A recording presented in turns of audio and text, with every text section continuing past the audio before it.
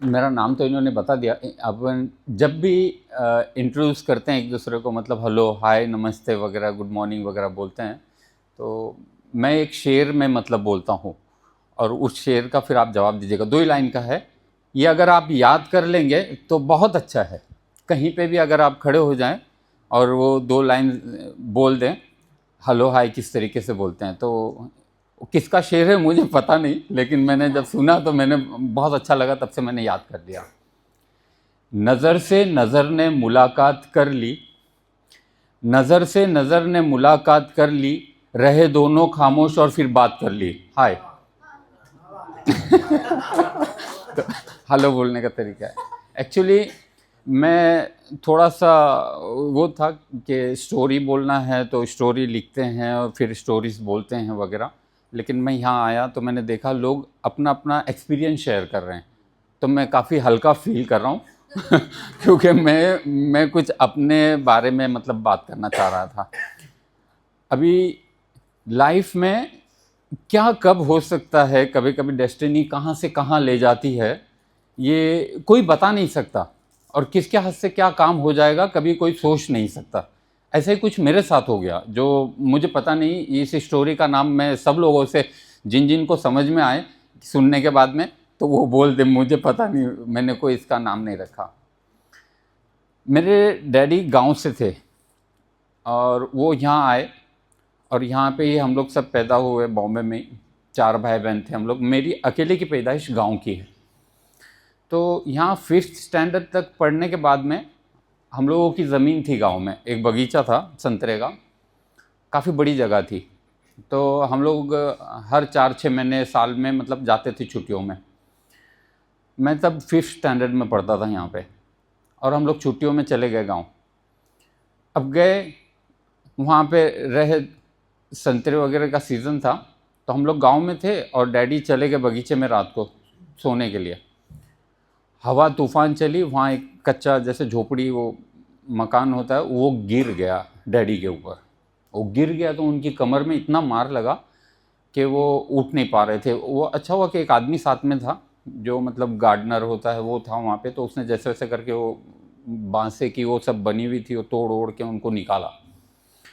तो यहाँ पे फ्रीलांसिंग का काम था बॉम्बे में उनका। अब ऐसी हालत में वो यहाँ कर नहीं सकते थे, तो फिर हमको गांव में रहना पड़ा। अब यहाँ 5th में इंग्लिश मीडियम से था, और वहाँ फिर मुझे जब देखे वो आ नहीं सकते हैं और उनको हमको पढ़ाना था, वहाँ इंग्लिश मीडियम थी नहीं, मुझे मराठी स्कूल में डाल दिया। तो वहाँ मराठी स्कूल में पढ़ने लगे। अब वहाँ पे अलग अलग टीचर्स आते थे, सब मतलब अलग अलग लेक्चर्स के लिए। तो एक पाखरे सर करके हैं, वो उन्होंने एग्ज़ाम लिया, उनको पता नहीं था कि मैं मतलब इंग्लिश स्कूल से आया हूँ। अब वहाँ 5th मराठी में ABCD से शुरू करते हैं, इंग्लिश का जो मतलब ये था। तो वो पेपर उन्होंने, मैं आगे बैठा था लेफ़्ट साइड में, वहाँ से उन्होंने पेपर शुरू किया, देते आए। अब उसमें खाली वो A for Apple, B for ball, 5 fruits के नाम लिखने हैं, तो मैंने फटफट फटफट लिख दिया। वो जब तक वो पेपर बांटते आए मेरा पेपर हो गया मेरा पेपर हो गया। तो मैं खड़ा हुआ, तो बोले क्या हुआ, क्या पूछना है। मैं बोला हो गया। बोले क्या हो गया मैं बोला पेपर हो गया। तो उनको यकीन नहीं आया, तो वो आके देखे तो बोले अरे तूने लिख दिया। मैं बोला हाँ। तो बोले तू इतने जल्दी कैसे लिख दिया। मैं बोला सर मैं पहले इंग्लिश मीडियम में पढ़ता था, तो इसके लिए मेरे लिए इंग्लिश ईजी है, मराठी बहुत हार्ड है। तो बोले ठीक है। 2-4 दिन बाद उन्होंने क्या किया कि क्लास में आए और मेरे को बोले कि तू 5 मिनट के बाद ऑफिस में आ। सारा स्टाफ बैठा था, और अब गांव, छोटे लोग, छोटी सोच, ऐसा सब मतलब छोटी सोच, मतलब मैं गलत इससे नहीं बोल रहा हूँ, एक हैसियत के हिसाब से वो रहता है ना, इंसान की सोच होती है। तो उन्होंने मतलब कुछ सोचा और मेरे को आके बोला कि तेरे को 5 मिनट के बाद में ऑफिस के अंदर आना है, और तेरे को इंग्लिश में बोलना है कि क्लासरूम के अंदर सांप निकला है और कोई आके बचा। तो मैं बोला सर क्यों। अब सब बच्चे बैठे सब देख रहे हैं और वो बोल रहे, तो मैं बोल, तो मेरे को बोलते तुला जितका सांगतो ते तितका कर। मैं बोला ठीक है भाई। तो मैं रुका थोड़ी देर, मैं फिर ऑफिस में गया। ऑफिस में गया तो सब बैठे थे। मैं वहाँ पहुँचते से मैंने थोड़ा चिल्लाना शुरू किया, मतलब please somebody come, there is snake in the class, so help us. तो वहाँ पे एक मीन्स थी खोले बाई करके, तो अरे हाँ मुलगा अंग्रेजी मध्ये बोलतोय। वो सब हो गया सब। तब समझ में आया कि पाखरे सर को चाहिए था कि वो बताना चाह रहे थे कि उनका स्टूडेंट कितना होशियार है, इंग्लिश बोलता है।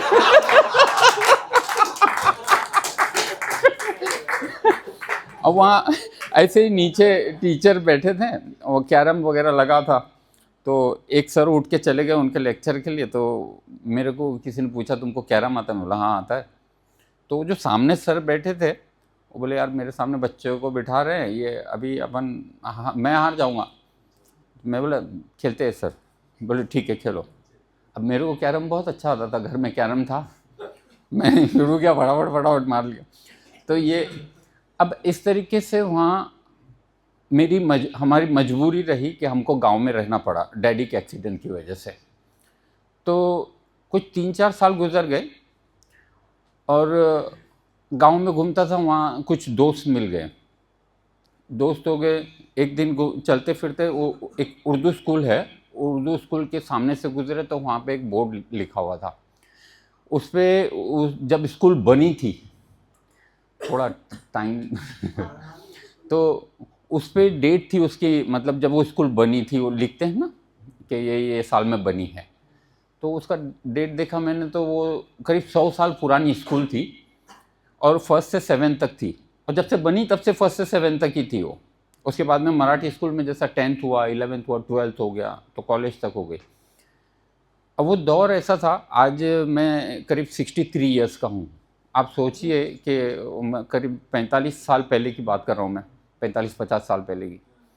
तभी गांव में मतलब 2 रुपये के लिए, 3 रुपये के लिए लोग काम करते थे, लोगों के पास पैसा नहीं होता था। बहुत गरीबी देखी, मतलब खर्चे के लिए कोई देता था जैसे 5 पैसे 10 पैसे वो चलते थे उस दौर में, तो वो सब देखा है। एक्चुअली मैं बहुत लकी हूँ कि मैंने सब कुछ देखा है अपनी ज़िंदगी में, मतलब जो 2 पैसे 1 पाई भी मैंने देखी है, मतलब वो तभी चलती थी। उस दौर से मैं आज तक ये सब देख लिया मैंने। पैदल चलते थे, बैलगाड़ी में चला हूँ, हर चीज़ में। गांव में रहा तो मतलब नदी तालाब सब था, तो वहाँ तैरे, कुएं में तैरे, बम्बई आए तो समंदर में तैरे।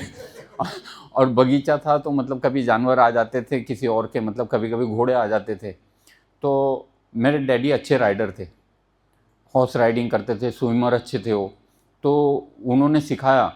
अब हम लोगों के पास सैडल नहीं होता था, वो घोड़ा पकड़ लेते थे, हम उसके मुंह में रस्सी बांध के घोड़े के ऊपर बैठ जाते थे और राइडिंग करते। तो मतलब हर चीज़ करने मिली गांव में रहकर भी। अब वो 100 साल हो गए थे स्कूल के, तो दोस्त थे 4-5, तो मैंने बोला राजिक 100 साल हो गए यार, ये पहली से 7वीं तक ही है, ये आगे नहीं बढ़ा है, लोग ने तो कोई आया नहीं क्या बनाने के लिए स्कूल, या अपने गांव वालों ने कोशिश नहीं की? तो बोले अपने गांव वालों ने तो नहीं की, बाहर से एक सोसाइटी आई थी, उन्होंने कोशिश किया था। फिर उसने मेरे को, राजिक ने एक बात बताई उस स्कूल से रिलेटेड। एक लड़की थी जो 1st से 7th तक स्कूल में पढ़ी वहाँ पे, और वो सिर्फ उसके क्लास के अंदर नहीं, पूरी स्कूल के अंदर 7 साल तक, 1st से लेकर 7th तक फर्स्ट आई हो पूरी स्कूल में। और एवरी ईयर 7 साल तक वो 1st क्लास से पास हुई। अब उसको पढ़ना था आगे। वो नज़ीर भाई गुड़ वाले थे, वो थोड़ा सा मतलब वो बेली जैसे 20 किलो का आता है, तो वो बाज़ार में लेके घूमते थे गांव में। उनकी 5 लड़कियां, अब वो बहुत मुश्किल से मतलब घर चला पाते थे। जैसे ईद के टाइम पे वो कपड़े बना लें तो 12 महीने तक उनको वही पहनना है, ऐसा मतलब बहुत ज़्यादा गरीबी थी। तो अब वो लड़की को पढ़ना था। अब ये बाप बाहर भेज नहीं सकते थे, उर्दू स्कूल थी नहीं गांव में दूसरी। तो उसको पहले डैडी ने जैसा ऐसा समझाया, वो नहीं मानी। फिर बाद में उसको डांटने लगे, वो नहीं मानी। उसने फिर खाना छोड़ दिया तो डैडी भड़क गए, उसको मार दिया, 2-3 लाफे मार दिए। बस उसने खाना बंद कर दिया तो बंद ही कर दिया, बीमार हो गई। अब गरीब आदमी परेशान हो गया कि क्या करे यार इसका, छोकरी ज़्यादा बीमार हो गई, डॉक्टर के पास गए तो डॉक्टर बोले यार मैं क्या करूँ, तुम खाना खिलाओ इसको, ये बीमार नहीं है, ये ऐसी भूखी मर जाएगी। तो अब उसके समझ में नहीं आया क्या करूँ। अब वो गरीब आदमी, उसका कोई वो था नहीं, तो जो पहचान वाले थे उनके एक दोस्त, उनसे उससे बातचीत की कि भाई क्या करें इसका। तो दूसरे आदमी लोग ने समझा, देख तू भेज नहीं सकता, तेरी बच्ची पढ़ी लिखी है, मतलब 7 साल तक जो पढ़ रही है, समझती है, समझदार है, तो उसको बैठ, उसको समझा कि तेरी पोजीशन नहीं है, तो बाहर नहीं भेज सकता, तो एक काम कर, या मराठी स्कूल में उसको भेज दे, क्योंकि यहाँ 12 तक है, आगे पढ़ेगी तो पढ़ जाएगी। बोले वो उसका भी वो हो जाएगा और तेरा भी ये हो जाएगा, क्योंकि वो बाप भी घबरा गया था जब वो बीमार हो, पहले उसने डांटा, उसको मारा, समझाया कर, लेकिन वो बहुत जब हालत ख़राब हो गई तो वो डर गया। तो फिर गया, उसके पास बैठा, बोला बेटी देख मैं तेरा दुश्मन नहीं हूँ, मैं भी चाहता हूँ कि तू पढ़े, तू पढ़ाई में अच्छी है, मैं जानता हूँ अच्छे से, मेरे को सब मालूम है, लेकिन तेरे को ये भी पता है बेटा कि अपने घर के हालात क्या है, मैं तेरे को बाहर भेज नहीं सकता। अब एक ही रास्ता है, अगर तेरे को पढ़ना है तो तू मराठी स्कूल में चले जा। तो नहीं हाँ करके उसको समझाए और वो मान गई और उसको लेके गया मराठी स्कूल में। अब स्कूल में गए, वहाँ पे इसके सर्टिफिकेट्स बताए, इसके बारे में बताए, तो वहाँ प्रिंसिपल ने देखा तो वो खुश हुआ। वो बोला कि मतलब 1st से लेकर 7th तक पूरी स्कूल में मतलब फर्स्ट आई, क्लास में नहीं, 7 साल वो पूरी स्कूल में फर्स्ट आई। उसका जहन बहुत अच्छा था। तो बोले हम लोगों को तो खुशी होगी स्कूल लेने में, लेकिन इसको एक प्रॉब्लम हो जाएगी सब्जेक्ट, मतलब लैंग्वेज की। सारे लैंग्वेज, सारे जो सब्जेक्ट है इसने उर्दू में पढ़े हैं और यहाँ सारे सब्जेक्ट्स मराठी में हैं, तो और मराठी में 8 में तो बहुत ज़्यादा, मतलब फिर वो साइंस वगैरह सब आ जाएगा तो तकलीफ हो जाएगी। तो बोले एक काम करो आप इसको फिर से 7th में डाल दो, तो जो उसने वहाँ पढ़ी है उर्दू में वही वापस यहाँ मराठी में पढ़ेगी तो पिकअप कर लेगी, तो मराठी ईजी हो जाएगी। अब हुआ ये कि वो 1 साल फेल हो गई, 2 साल फेल हो गई। अब जिस साल में उसको 10th पास करना था, उस साल में वो 7th में पास होकर 7th में फेल हो गई। तो ये बात वो हो चुकी थी, ये राजिक मेरे को बता रहा था कि ऐसा हो गया। अब पता नहीं क्यों ये बात मेरे दिल पे ऐसी लगी कि मेरा मतलब मैं ना दिन रात मेरे दिमाग में वही घूम रहा था कि स्कूल 100 साल से ऐसी है और बच्चे, और वहाँ पे कुछ गांव में था नहीं, मतलब 7वीं पढ़ के कोई भी गांव का बच्चा कुछ कर नहीं सकता था, उसको नौकरी मिलना है, कुछ 7th वाले बच्चों को। उस दौर में 10th के बच्चों को D.Ed करने के बाद में टीचर्स बना लेते थे, लेकिन 10th के बाद में, तभी D.Ed चलता था, फिर B.Ed, फिर अभी M.Ed और अभी सब चल रहा है, तभी D.Ed पे टीचर्स बन जाते थे। तो मैं सोचा एटलीस्ट यार 10th अगर ये कर लेते हैं बच्चे और D.Ed वगैरह कर लेते हैं तो टीचर वगैरह बन सकते हैं। लेकिन स्कूल खोलना कोई मजाक नहीं होता। स्कूल मतलब डेस्क बेंच है, पूरी बिल्डिंग है और सब टीचर्स हैं, फिर वो लेबोरेटरी है, ऑफिस है, बहुत कुछ होता है। अब मेरे को ऐसा था कि अभी स्कूल खोलना है। मैं बस दोस्तों को पूछा कि कौन आया था यहाँ पे जो स्कूल खोलना चाहता था, तो पता चला एक सोसाइटी थी। अभी गांव में ऊंच नीच जात पात बहुत ज़्यादा चलता है। मुझे वो गांव जाने के बाद इस चीज़ का एहसास हुआ। मेरी मम्मी की एक सहेली थी, उसके घर अक्सर आना जाना था, हमारे घर के जैसा था। अभी मुझे प्यास लगी, उसके घर में था, मैं एकदम फ्री थे हम लोग मतलब, तो उसके घर में एक कुत्ता भी था। अब आंगन में मटका रखा था, मैंने उठा के एक गिलास मटके में डाल के पानी पी लिया। उस औरत ने वो मटका उठा के फोड़ दी मतलब मैंने हाथ लगा दिया तो उसने फोड़ दी। तो मेरी माँ मत जानती थी, लेकिन वो इतनी समझदार वो थी मेरी माँ, मेरे को बोली कि बेटा तू घर जा। वो वहीं रही, ऐसा नहीं कि मैं नाराज़ हुआ मेरी वजह से उसने फोड़ दिया तो उससे लड़ लेगी, नहीं, वो वहीं रुकी, मेरे को भेज दिया घर, बोले जा तू घर पे जा, मैं आती हूँ थोड़ी देर में। मेरे को समझ में नहीं आया कि हुआ क्या है ये मैंने कभी बॉम्बे में देखा नहीं मतलब। तो ऐसा गांव में है। और हम लोग एक जगह पे जाते थे, एक दोस्त था, उनके घर पे भी मतलब भैंसे वगैरह थी, तो हम लोगों को घी वगैरह लगता था, तो उसके घर पे लेने जाऊं तो उसकी माँ है ना, पैसे ले तो मेरे को ज़मीन पे रखना पड़ते और फिर वो उठाती। तो ऐसा सब। अब उसकी वजह से क्या थोड़ा जात पात का भी रहता है, वो गांव में बहुत वो करते हैं वो लोग, मतलब इस चीज़ को मेंटेन करते हैं हमेशा। तो मैंने जैसे पूछा दोस्त को कि भाई क्यों वो लोग को मतलब स्कूल के लिए कोई आई थी सोसाइटी तो दिए क्यों नहीं, तो बोलो यार वो हिंदू लोग हैं और वो चड्डी वगैरह पहनाएंगे, अपने इसमें जैसा फुल ये पहनना पड़ता है, ये वो ऐसा वैसा। मैं बोला यार एजुकेशन में ये सब नहीं देखने का होता, बम्बई में सब चड्डी पहनते, मैं भी पहनता था वहाँ। तो मुझे तो स्कूल खोलनी थी, तो मैंने उनका पता निकाला, तो आष्टी करके हमारे गाँव से काफ़ी दूर है। अब वो दौर ऐसा था कि मेरे पास तो कोई काम नहीं था, मेरे पास पैसे, हमारे पास पैसे भी नहीं होते थे, लेकिन वो बगीचा था, संतरे जब बिकते थे सीज़न में तो वो पैसे आते थे और हम लोग चलाते थे साल भर, ऐसा हो गया था। तो थोड़े थोड़े पैसे जमा करके मैं वो आष्टी चला गया, वो सोसाइटी के वहाँ। अब वहाँ गया तो वो भाई मैंने उनसे बात किया कि भाई तुम ये स्कूल खोलो, तो वो सुनने को ही तैयार नहीं, मतलब कोई बोल रहा है वो ध्यान भी नहीं दे रहा था। मैं बोला भाई मैं इतने दूर से आया हूँ, तुम मेरी बात तो सुनो। तो बोलते क्या सुनो, तुम्हारे पहले हम तुम्हारे गांव जाके आए हैं, सब हो गया है। मैं बोला हुआ क्या? तो बोले तुम्हारे गांव वाले हमारे साथ में वो कोलैबोरेट नहीं कर रहे हैं। तो मैं बोला तुमको चाहिए क्या, गांव वाले चाहिए या तुमको बच्चे चाहिए? तो बोले हमको बच्चे चाहिए। मैं बोला मैं तुमको बच्चों के माँ बाप से और बच्चों से मिलाता हूँ, अगर वो सब राज़ी हो जाएंगे तुम्हारे सामने और स्कूल में पढ़ने आने के लिए तो तुम स्कूल खोलोगे? तो बोले हाँ हम खोलेंगे। मैं बोला मेरे को तुम 15 दिन का वक्त हो, मैं फ़ोन करूँगा और आपको बुलाऊँगा, डेट दूंगा, वो टाइम पे आप आ जाना। बोले ठीक है। अब उस दौर में मैं थोड़ा सा मतलब गांव में अपनी थोड़ी चलती थी, ऐसा मतलब वसब था अपना। तो मैं स्कूल में गया, प्रिंसिपल को पकड़ा, मैंने बोला कि अब यहाँ पे मैंने एक चीज़ और पूछ ली थी कि कितने बच्चे कम से कम मतलब चाहिए होगा। तो उन्होंने बताया था करीब 30-40 बच्चे तो कम से कम चाहिए होंगे। अब एक साथ में उतने बच्चे पढ़ते नहीं थे वहाँ, तो मैं ये भी एक इशू हुआ। तो फिर मैंने थोड़ा सोचा, मिला नहीं अपने को इतने बच्चे करने, तो अपन क्या करेंगे। तो मेरे जहन में एक आइडिया आया कि इसके पहले के साल के, उसके पहले के साल के भी जो 7वीं के पास हुए बच्चे तो गाँव में ही हैं, उनको ले लेंगे तो बच्चों की तादाद बढ़ जाएगी। मैंने उनको बोला कि मेरे को पिछले 3 साल जो मतलब गुजर गए वो और रनिंग ईयर, ये सब बच्चों की लिस्ट, सबके नाम और सबका एड्रेस चाहिए। उसने निकाल के दिया।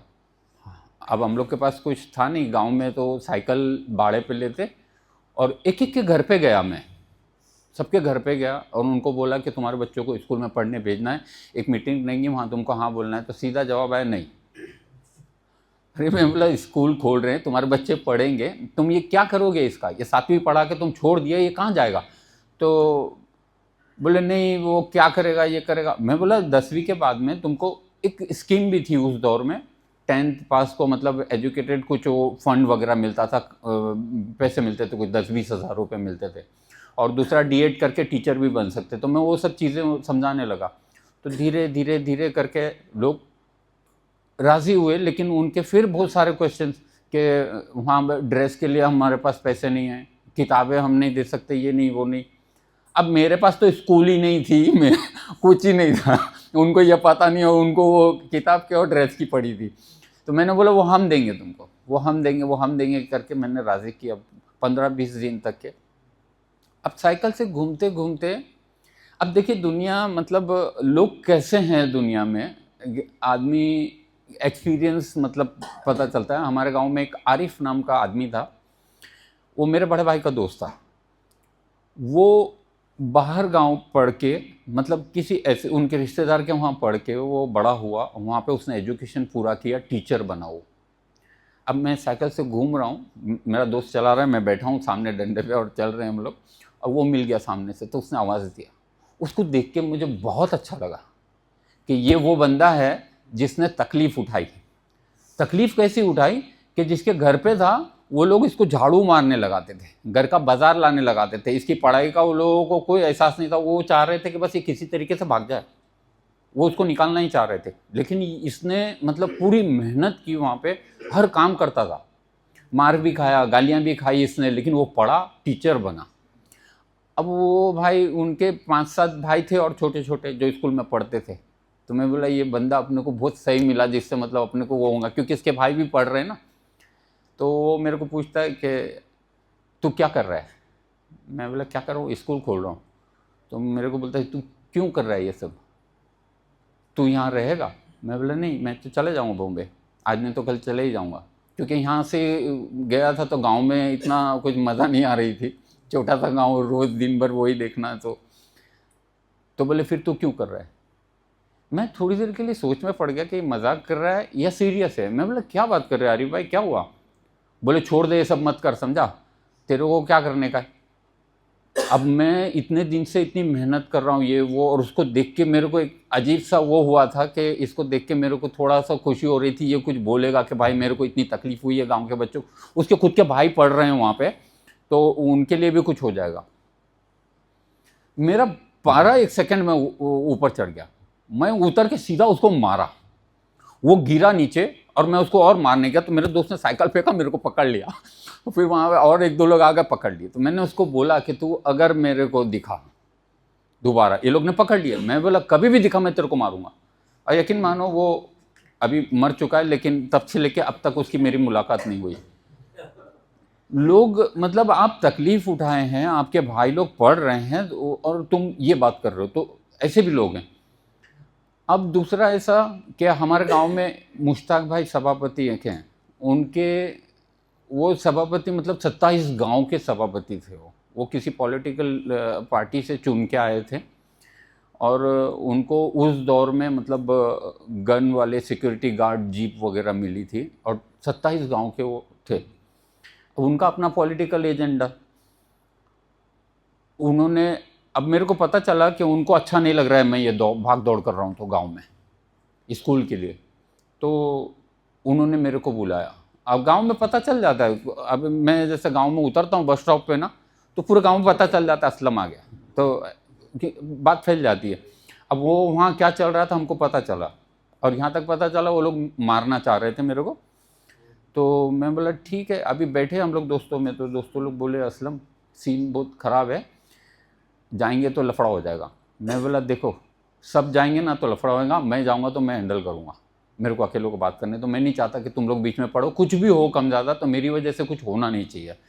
तो वो बोले यार हम तेरे को नहीं छोड़ सकते। मैं बोला देखो यार ये अपने को, मेरे को ये काम करना है किसी भी हालत में, अब जो होगा देखा जाएगा, और मैं नहीं चाहता तुम लोग आओ।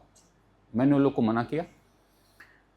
अब बाज़ार में बैठे, वहाँ पे एक पान की दुकान थी, सिकंदर खान नाम था उनका। अब उनकी दुकान के सामने अब वो बैठे, उन्होंने 4-5 कुर्सियाँ मंगा ली और पूरा गांव एक तरफ खड़ा है और मैं अकेला, जैसे वो कैदी मुलजिम होता है ना, अकेला सबके सामने फरियादी, ऐसा खड़ा हूँ। लेकिन जुनून सवार था, करना था तो करना था बस। वो मेरे को बोलते कि तू क्या कर रहा है? मैं बोला क्या कर रहा हूँ? बोले तू स्कूल खोल रहा है। मैं बोला कोई गलत काम कर रहा हूँ? बोले स्कूल खोलना गलत काम नहीं है, तू उनको दे रहा है उनको दे रहा है। मैं बोला मुश्ताक भाई तुम सब 27 गाँव के सभापति है, कितने साल से तुम हो, और तुमने ये स्कूल खोली नहीं, तुम चाहते तो तुम खोल सकते थे। मैं बोला ठीक है उनको नहीं देता हूँ, उनको वापस भेजता हूँ, तुम खोलो, मैं उससे ज़्यादा मेहनत करूँगा तुम्हारे लिए। मैं बोला ये स्कूल खुल के रहेगा, एक तो तुम खोलोगे नहीं तो मैं खोलूँगा, तुमको क्या करना है बोलो। अब गांव वाले जो थे उसके साथ में जो थे कुछ लोग जो मतलब इस तैयारी से थे कि मेरे को मारे करके, लेकिन उनके भी बच्चे पढ़ रहे थे। अब उनको समझ में आया कि यार ये इसके लिए तो कुछ है ही नहीं, ये यहाँ रहता भी नहीं है, तो किसी ने कुछ बोला नहीं, वो भी उठ के चले गए।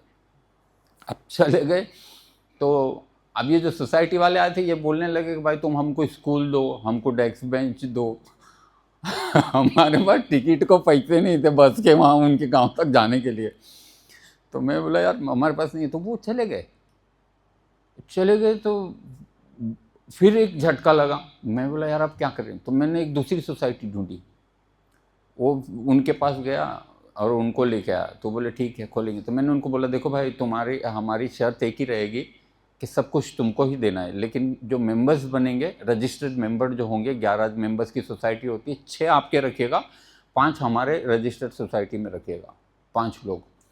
उन्होंने हाँ बोला। इस बात पे फिर हम लोग आगे बढ़े। अब वो बोले कि अपने को जगह का इंतज़ाम करना है। बोला भाड़ा हम लोग देंगे लेकिन आप जगह का इंतज़ाम कीजिए। अब ये जहाँ मुश्ताक भाई से बात हो रही थी लीडर से, तभी वो सिकंदर भाई का दुकान थी, तो मैंने पूछा यार कहीं अपने कोई जगह?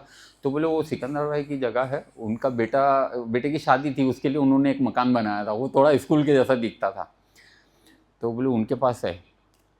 अब डायरेक्ट मैं उनको बोल नहीं सकता था कि भाई तुमने जो बनाया हमारे बेटे के लिए मेरे को दे दो स्कूल के लिए। तो मैं बार बार जाता था उनकी दुकान पे, बार बार जाता था।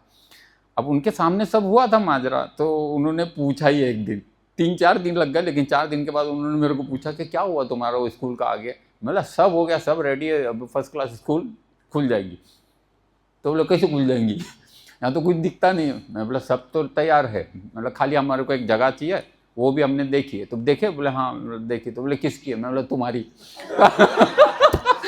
उसकी ऊपर की सांस ऊपर और नीचे की सांस नीचे, एकदम जैसे वो मर जाता है एक सेकंड के लिए। तो वो जैसे मेरे बाप का माल है, मैंने बोल दिया कि भाई तुम्हारे तुम दे दो।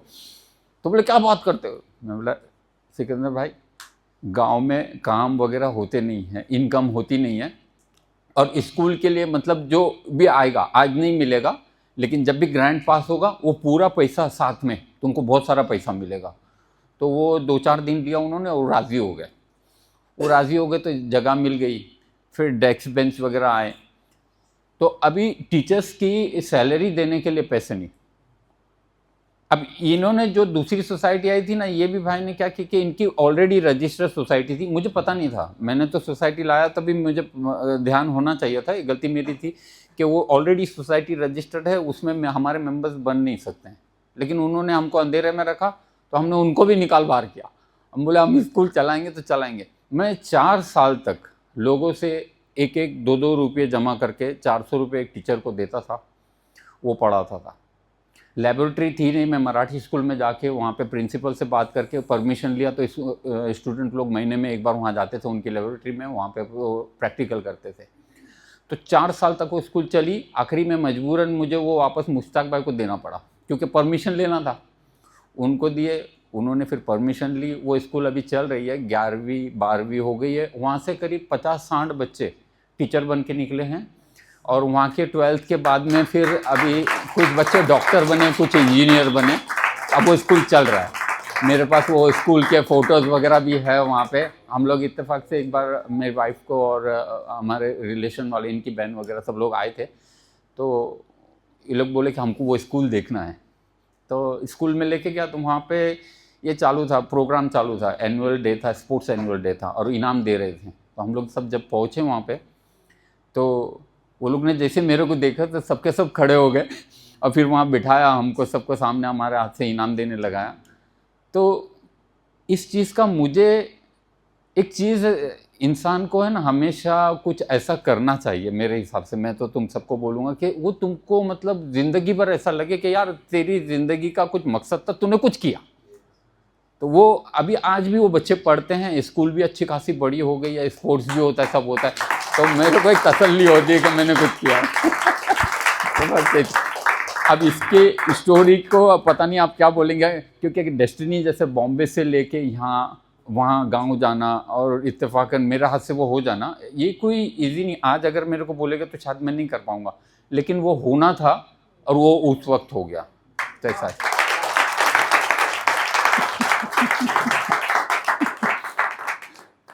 मैं इनकी मिसेस नज़दीक रख। 30 इयर्स हो गए हमारी शादी को। मैंने इतने डिटेल में आज फर्स्ट टाइम स्टोरी सुनी। इनकी पढ़ाई नहीं हुई है, 10th की एग्ज़ाम नहीं दे पाए, बट इनका दिल इतना बड़ा है कि आफ्टर माई मैरिज, मेरी शादी होने के बाद 3 साल मुझे कोर्स करना था, तो he was handling the home part and I study. MBA किया ऐसे शादी के बाद में। मतलब मैं 3 डिग्रियां हो चुकी थी, और बाद में 4थी डिग्री के लिए इनका सपोर्ट था। मतलब शादी के बाद लोग पढ़ाते या नहीं पढ़ाते, it's a different story, but he did it. So you can imagine education.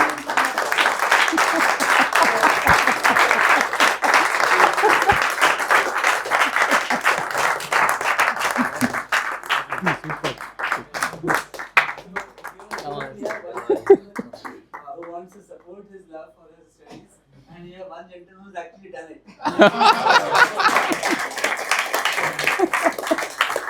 बहुत शुक्रिया, बहुत ही मोटिवेशन मिलता है ऐसी बात सुन करके। जाहिर है कि एक बात थी जो आपके दिल में थी और आपने हम सबसे शेयर की, काफ़ी कुछ उस बात में है, और जिस तरह से हम लोग आज अपने आप को संभालने में वक्त नहीं शायद मिल पाता, अपनी ज़िंदगी को संवारने का शायद वक्त नहीं मिल पाता, बहुत सारी ऐसी चीज़ हैं जो हम लोग अपने छोटे भाई बहन के लिए नहीं कर पाते, बहुत सारी फैमिलीज ऐसी हैं जो अपने परिजन के लिए नहीं कर पाते, बहुत सारे ऐसे लोग हैं जो एक बच्चे को नहीं संभाल सकते, एक बच्चे की उनको चीज़ें परेशानी लगती हैं तो दूसरे बच्चे के बारे में सोच नहीं सकते। तरह तरह की चीज़ों के बीच भी आपने हज़ारों बच्चों के लिए सोचा, बहुत बड़ी बात, बहुत बड़ी।